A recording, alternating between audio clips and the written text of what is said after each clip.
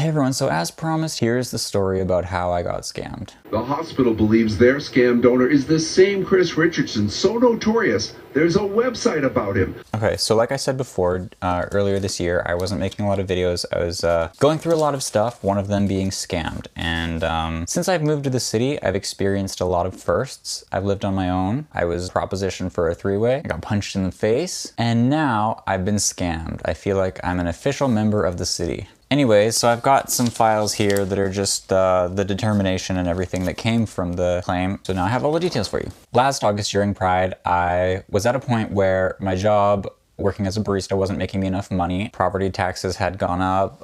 My wrists were killing me. I was going to physio for them because of my job. So I decided it was time to get a new job. And I was at a Pride party at a friend's apartment. So it was like people I knew. And I met this guy whose name was Chris Williamson, or that's what he was going by at the time. He was like old. He was like late 30s, early 40s. And he ended up adding me on Facebook and talking to me. And he was like, oh, like, what's up? And I was like, well, I just looking for a new job or whatever. And he's like, oh, well, I need a personal assistant because my last guy didn't work out. He was part-time whenever I could do it, $20 an hour. I wouldn't have to quit my job, which was great because I had benefits with my job, like dental and medical and all that. We met a couple times to discuss what the job was, and he was supposed to send me like a list of stuff that my duties would be, but that never ended up happening. So I never actually got anything in writing, which is important to do if you're employed, because all of our communications were on Facebook Messenger, and that is a legal binding contract. If you make an employment agreement over and it's on text, even spoken, but it's harder to prove it when it's spoken. So if you get an employment agreement over any form of text, then it's legal. Basically what the job would be doing would be like picking up dry cleaning, booking tickets. I met him through friends. Everyone there knew him. Like it wasn't some random person that I met online on a job posting. This was a person that I met through people that I knew. Of course, like talking to my parents about it, and they're like, oh yeah, make sure that like you make a good impression, make sure he knows that you're serious about it.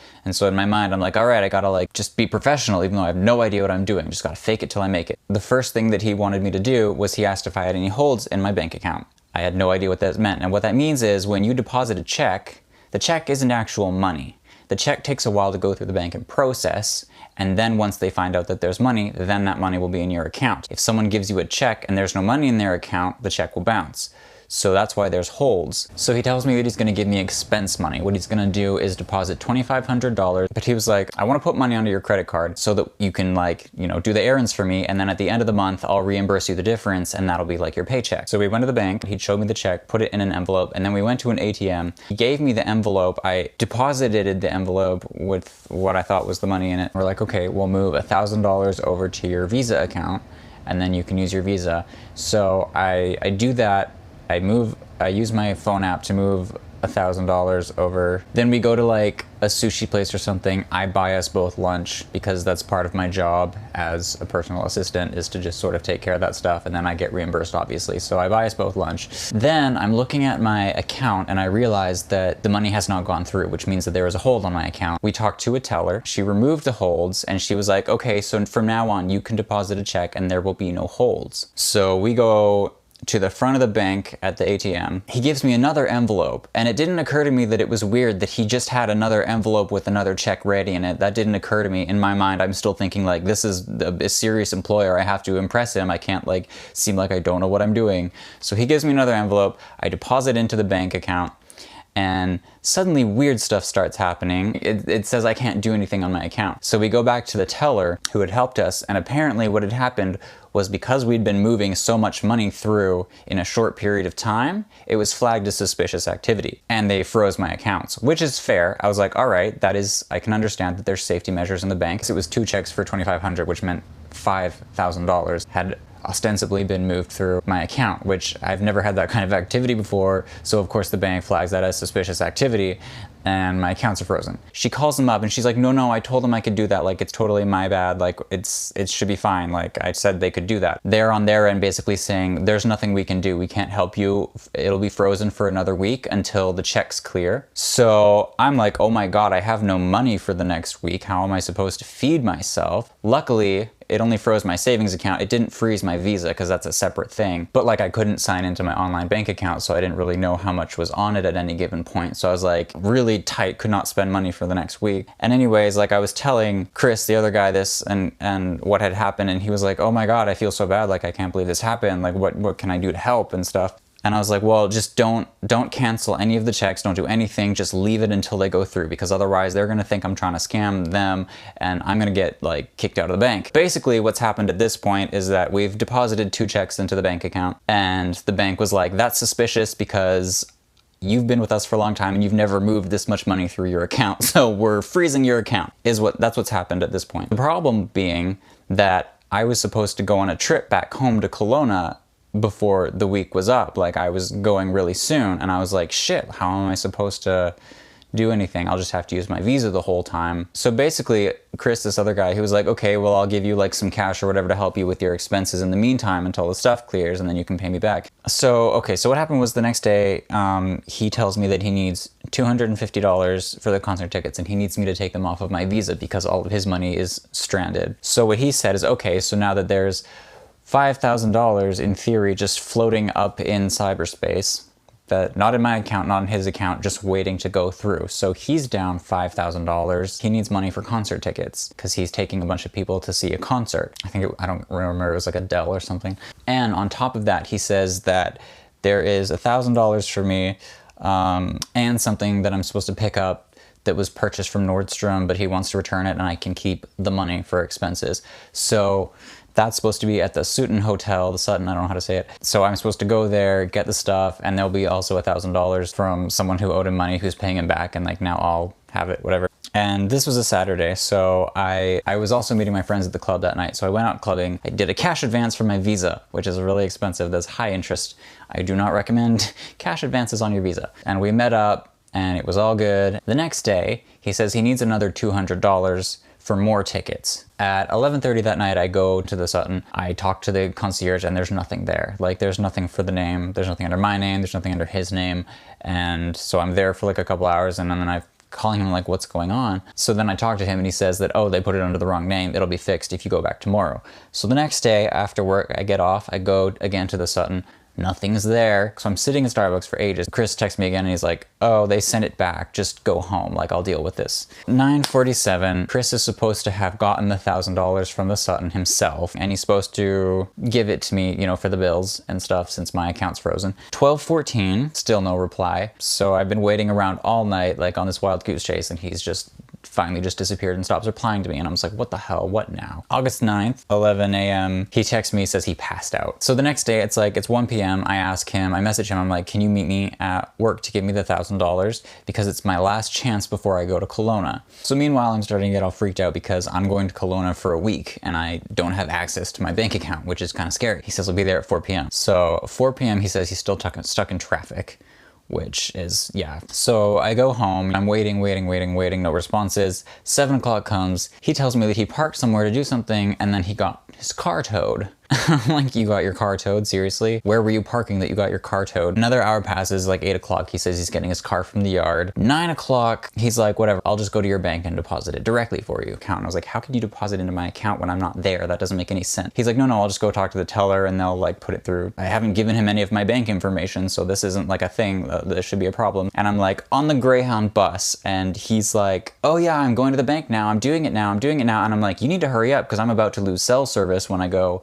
through the mountain. So he's doing it, and I'm getting like in and out of cell service, and I'm like, okay, like this is so stressful. So finally I'll get service, and he's like, okay, well, I just left it with the teller. They said they put it through to your account. Like, he said he put $1,000 onto my Visa. So I'm in Kelowna basically for the next week using my Visa like I normally would, just for like minor expenses and food and stuff, because I'm like, okay, like there's $1,000 on here, I'm okay. There should be $2,500 coming on here soon. Then it's Friday, and that means it's been a week. So I go into the bank to check if the holds have been removed on my account. So I go in and I talk to the teller, and then she punches in my information, and then she like looks at me weird, and she's like, 1 minute, I'll be right back. Comes to me, and she's just like, there was no money in the envelopes. There was no checks in the envelopes. And I'm like, what are you talking about? There's no checks in the envelopes. Like, yes, there was. Like, I saw a check with my name on it. There were checks in the envelopes. Like, that's just not possible. Can they check the security footage? What can they do? Like, it was there. Like, I promised it was there. And she's like, it wasn't there. Every envelope is timestamped when you deposit it. There's no way that they would have made that mistake. And so I'm sitting here going, oh my God, oh my God, oh my God. When we had deposited the first check, we moved $1,000 over to my Visa. And since the check never cleared into my bank account, I was now in a deficit of $300. There was now $300 missing from my bank account because we had moved $1,000 that essentially wasn't there. I am now negative $300 in my bank account. They had to get, the manager of the bank had to come out and be like, okay, here's what we're gonna do. She's like, if you can come up with $300 in cash and bring your account up to zero, then we will reopen your accounts. And I'm like, well, I have another savings account in my account with money in it that I could move through, but I can't do that because you've frozen my accounts. I have no access to any of the money in my accounts. And I don't have $300 cash on me. So I'm like, what am I supposed to do? This is messed up. So I'm like trying to figure out how I'm gonna get $300 in cash. And I'm texting the guy this at the same time, being like, this is what's going on. They say there's no checks in the envelopes, and Chris, the guy, was like, there absolutely was, like, this is ridiculous. And he's starting to be like, your bank is ridiculous, your bank is like screwing you over, and like, what are they doing to you? This is ridiculous. And he was starting to be all like upset about it. I was like, look dude, like I'm really stressed, and like, can you please help me here? I went to another branch of my bank because I was driving around and I was just near it, and I went in to ask them again if there was any way that I could have access to the money that was in my other savings to move it over to bring my balance up. I went in there and talked to a teller, and again, they did the whole weird thing. They start looking at me weird. They like have to leave and come back, and like they got the manager of that branch to come out and sit me down and talk to me, and he was just like, yeah, no, like you're trying to scam the bank. And he's like, once this is all sorted out and paid off, like we're thinking about closing your account. And I was like, what are you talking about? You're gonna close my account because there was no record of a check that I deposited? Like, I don't understand. Like at the time I didn't know this was a thing that people did. Why would I put an empty envelope into a bank machine if no money was gonna go through? Why would I do that? What good would that possibly do me? There's no way that would benefit me. Why would you close my, like, I thought the bank would be like trying to help me. I thought they would be like, oh my God, let's get to the bottom of this. Like, we believe you. They didn't fucking believe me for a second. Every single person in that bank looked at me like I was a criminal. I've honestly, like, I'm already feeling sort of desperate and panicky because I have like no money and I feel trapped. I can't really explain the feeling. It was just super like scary. And then to have the bank accusing me of trying to scam them on top of that, like the bank I've been with since I was like 9 years old, and no one's trying to help me. No one's offering to look at security footage or do anything. And I was just like, oh my God, what is this twilight zone that I am in? When you got money in your account, the banks are really nice to you. When you don't, they're not so nice. Again, I'm not blaming the banks for what happened, but looking at a young guy like me, and I'm in there cooperating with them, trying to explain to them what happened, if I thought that the least that they would do would be like a little bit helpful and understanding that like I was going through a rough time, being like, what the fuck is going on here? I go back to Vancouver. So August 18th, he's supposed to meet me at Starbucks with the $300 that I need to get my account out of overdraft so that I can actually have access to my account again. So I'm there and he's telling me that he can't make it because he's puking. He got sick and now he's puking. I'm like, man, it's just one thing after the next with you, isn't it? And then he says he needs to pick up a doctor's prescription because he's sick. And I'm like, okay. Finally we meet and he gives me a $100 bill. And I'm like, you said $300. I need $300. That's not enough to unfreeze my account. And he's just like, well, I don't understand why you need $300. Like, why? And I'm explained this to you so many times. Why? He still owes me for the concert tickets, by the way, and the meal. Like, I haven't gotten any money from him. And he's like, oh, your bank's fucking you over, blah, blah, blah, blah, blah. Like, here's what we're gonna do. Like, you should open an account at another bank because it's always a good idea to have more than one account. And there's this bank that will you'll get like a free TV or like free money or something. And I'll just deposit money directly into them because I'm tired of dealing with your bank and blah, blah, blah. And they're messing you over. At this point, like I'm getting a little testy with him and I'm just like, this is ridiculous. But I'm trying to do what he says because I want to get the money because I have no other options at this point. So I go to BMO, I open an account with them, and they're like basically like, oh no, you need to have a certain amount of money to put in the account in order to get the free stuff. So I didn't get the account that I wanted. I didn't get any free stuff. So then I ask, when is he able to actually meet? He says he's able to meet around 7. 7 o'clock comes, he says he's on his way, stuck in traffic again. 10:57, I message him, no response, he stops responding to me. 9 in the morning, he says he got into a car accident and is in the hospital. August 24th, I guess Chris is still in the hospital. I confirm with him when payday is, that it's still on the 2nd. And I'm confirming this because I'm like, I'm gonna need to pay rent. So at some point, like I'm gonna need money in order to pay rent. I can hold it off for an extra day because I've talked to my landlords, but Like, I'm gonna need to know that I'm still gonna get paid. And then suddenly I remembered that I should be getting money deposited from my actual job as a barista into my account. So I go into the bank to check if my account has been unblocked, and it has now because of the money that was deposited from my job. And so I was like, oh, phew, thank God. Okay, so I can now go online and check what's going on. So I go online and look at my Visa, and my Visa is at its limit. Like, if I spent $2 more, I would have gone over. What the hell? Where's the $1,000 that he supposedly deposited for me? So I messaged him up and I'm like, hey, there's no money in my account. The only reason I was able to get back into my account was because of the money that was deposited from my job. Like, you have done nothing. 2 days later, August 28th, noon, he asks me for bank deposit info for BMO because he says he's gonna go deposit into my account. And I was like, finally, we're gonna get somewhere with this. I sent him a picture of the bank account info, like the check, like what an employer would use to do direct deposit, like nothing that I shouldn't be giving him. Just August 21st comes. I asked if he made the deposit. He says he's just on his way. It's been 2 days. I don't know why he hasn't made this deposit. It's 4:30 and he's just on the bridge. And I'm like, you can't be just going now. It's 4:30 on a weekday. It's rush hour. You're not gonna make it across the bridge to a bank because banks close at 5. And he's like, oh, no, I will. It'll totally be fine. It'll be fine. And I'm like, no, you won't. It's rush hour. You're not gonna make it. He doesn't make it. So later that night, it's 9 o'clock. And he's like, okay, I'll do an e-transfer. I'll e-transfer you the money. Like, how many different ways can you send someone money? It's not that hard to send money. No e-transfer ever comes. September 1st. I still have no money to pay rent. He says the e-transfer got stuck. He says he received like an email about something about how his e-transfers didn't go through because he sent too many to people or something. And that's when we start to argue. I'm like, listen, buddy, I need to pay rent. I haven't seen a dime from you. And you still owe me money for concert tickets and the meal. No way that it's this hard to take a month to transfer money to someone. Like, this is getting ridiculous. And then he starts getting defensive and he's like, oh, I don't need this attitude. Like, I hired a personal assistant to make my life easier. I don't need this. And I was just like, well, I can't pay rent. You do what you think is right. You're a grown man with a full-time job and money, apparently. And I didn't hear from him. The next morning, he said he had credited my account with $300, just like that. And I checked and it was in there. There were $300 in my account. So now he's paid me back $400 in total. And I just thought it was funny how the entire month he couldn't find a way to get any money to me. And then suddenly overnight, he was able to deposit $300 in my account. He just wanted me off his back because I'm annoying as fuck when I'm pissed off.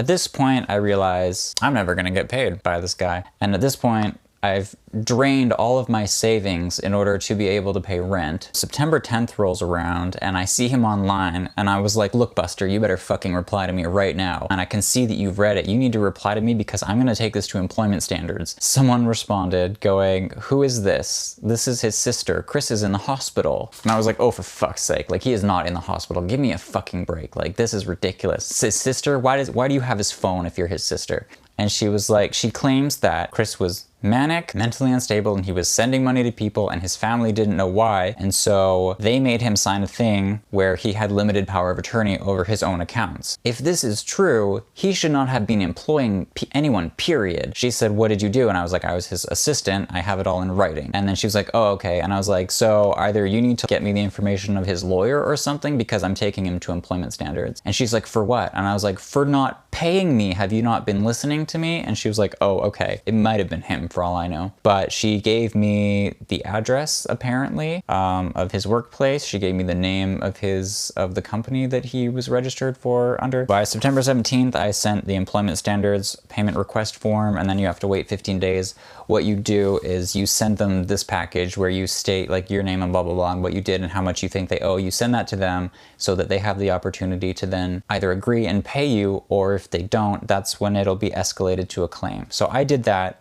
He didn't reply for 15 days, so it got escalated. I gave the employment standards his number and everything, and they started chasing him, and then he messages me back, all freaked out, going, why did you do that? Why did you get employment standards involved? Why didn't you just talk to me about it instead of doing this? And I was like, scroll up. I've been trying to talk to you for 2 months. As he starts saying, well, I don't owe you any money. And I was just like, you do owe me money. He's like, I don't recall any work that you did for me. I don't recall any chores or whatever. And I was like, well, it's all here in writing, so have fun with that. Last time I hear from him, he stops responding to me. I get a call from Employment Standards that the date has been set for our first mediation session. And what a mediation session is where you and your employer sit down with a third party at the table and they try to come to an agreement without having to take it before a judge. I show up, I have to get up super early, and obviously Chris doesn't show up. Now, it was hard enough to track him down in the first place just to get his information for Employment Standards. Like, this guy is like a ghost. Like, they couldn't find any information on the company name that he had and stuff like this. The whole thing was just weird. So I'm there, Chris doesn't show up, and I'm sitting in this room with this guy, and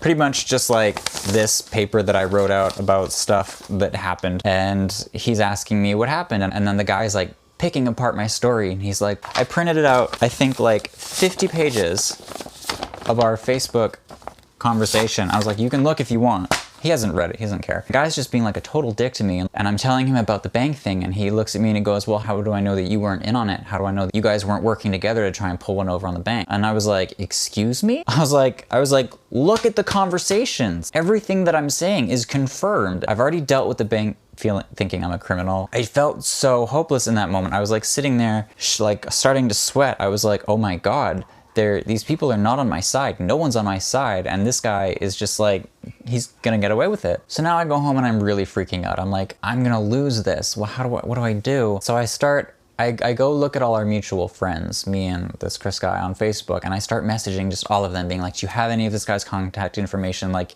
I worked for him and he's not paying me. One guy was like, he did some work he didn't get paid for, and the guy disappeared. And I was like, so this guy's known for this, like, it's shady motherfucker, we gotta take him down. But no one has any more information about this guy that I can use. So then I talked to this one other guy that I knew at the party, and he was just like, oh yeah, he like scammed me too. Said he was gonna do this and this happened, nothing, and he owes me a bunch of money. And I was like, well, great, well, you've like hung out with him, like you were one of the boys that he like takes to the concerts and stuff, like you must know something that can help me. He was like, no, like there's nothing you can do, like this guy will get away, which is really frustrating because he was closer to him than I was, so he knew a bunch of stuff about him. So the date is set for the official claim where they're gonna make the final ruling about if he owes me money or not. I need something on this guy, like maybe if I can go to the bank, they'll see on the security footage that he was with me, like the teller lady knows he was with me. So I go to the bank and she basically is like, I couldn't say this over email because I had to make sure that it was you, but she was like, I can't help you because I didn't ID him. I ID'd you, and I knew that he was there with you and you said he was your employer, but that's all I can say. And I was like, this guy's just gonna get away with it and he's gonna keep doing this to people. And there's nothing I can do about it. Like the system has failed me. The law has failed me. So then this is where it gets interesting. I get a message from this one guy. He says, I think I know the guy you're talking about, and I think that there were articles about him on the internet about him scamming people. And then a couple days go by and then he messages me back. He's like, hey, I found the article. So he shows me the article about this scammer who scammed the Lionsgate Hospital, the BC Lionsgate Hospital, out of like 10 grand. Mentioned that he knew that we had a golf tournament coming up and that he would like to see if he could be involved with that. And for $10,000, he sponsored a hole. I'm watching it and they're like, there's not showing who it was. And then they showed a picture of him and it was him. And got a round for himself and a group of friends.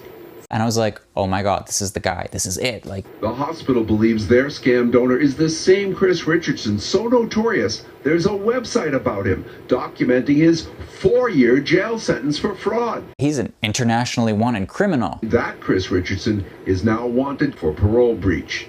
This isn't just some guy scamming people like me. This is an internationally wanted criminal. This guy's a professional con artist. So I was like, what do I do? Like, the employment stand, do I tell this to the employment standards people? Like, they can't prove. So I just called the non-emergency police line and I filed a police report and they sent a police officer to my house, took down all the information. He was like, oh yeah, like this, we see this kind of thing a lot. It's unfortunate. So he told me that he would take the information and then pass it on to the investigative people. Unfortunately, there wasn't a lot they could do without his license plate number, but at least now I have proof that this guy is a scam artist and that I'm not lying. So then the day comes and I go to the employment standards people and there's a lady this time. The guy isn't there. Thank God that asshole was not there. And she had actually read through the entire conversation file that I sent over email and she'd read through it. She believed me. She was on my side from the beginning because she saw what went down and she believed that it was legit. It was so much easier than I thought it was going to be. A couple weeks or a month later, I get these files about the determination. It has all the information about his business on it, and it's got the amount that they have decided that he owes me, plus like $1,000 of like administrative penalty fees that he has to pay. I guess I won. Even if I never get any money out of it, I had to do this in order to maintain some sort of faith in our government, in the system, and knowing that you can stand up for yourself and you can fight back, even though it takes a lot of energy and time. It'll go to collections and he'll basically have a bailiff hunting him down for the money. And if he's as slippery as everyone says he is, they may not be able to find him, or they might not be able to for a really long time, but this will go on record. Everything I've done, the police report and the employment standards report. So basically what that means is that in the future, if other people try to file against him, like, it'll add up and it'll make him more trackable. Whereas before, no one had any information on him because he has like 3 different names and different properties and different company names that he registers under. So even if I never get any money out of this, I did do some good. And yeah, I do want other people to know that it is possible. And because I didn't know what I was doing when I got into all of this, I was new. No one teaches you these things. Just to everyone who's helped me in the past couple months, my friend who let me move in, the guy that sent me the links to the articles and the forums where all the people were talking about being scammed by this guy. Just cannot thank everyone enough for being supportive and helping me. To everyone who didn't believe that I could do it, I really hope that maybe this experience has given you a better outlook on what can be accomplished. It was bad. It got really bad, and I really got to experience what it felt like, just like living on the edge of poverty and not knowing how you were gonna pay rent or even pay for your next meal. That was terrifying, and it was stressful, and it was like, you can't run away from that. You can't go to bed and wake up the next day and be like, oh, everything's fine now. And thankfully I've started to recover, and they don't teach you that stuff in school. Thanks for watching, and I hope you guys learned something from this. If not, I hope it was just interesting to listen to, and thanks. Yeah, I'll talk to you later. Bye.